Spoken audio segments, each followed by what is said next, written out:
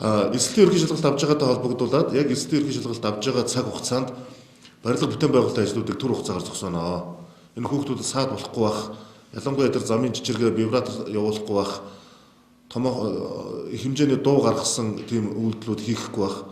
За эсэлтийн ерөнхий шалгалт авж байгаа үед эргэн тойрон зохион байгуулалтанд оруулах ажлыг боловсролын газар хариуцж байна. Эцэг эхчүүд нь байх ёстой юм уу, байхгүй юм уу?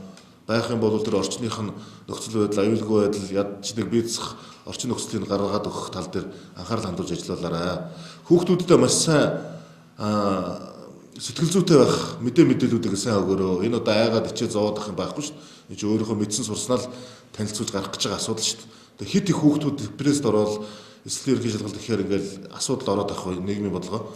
Тэгэхээр энэ хүүхдүүдэд урьдчилж одоо энэ сэтгэл зүйг нь бэлтгэх сургалт мэдээллүүд байдаг бол аль биесээр өгөөрөө.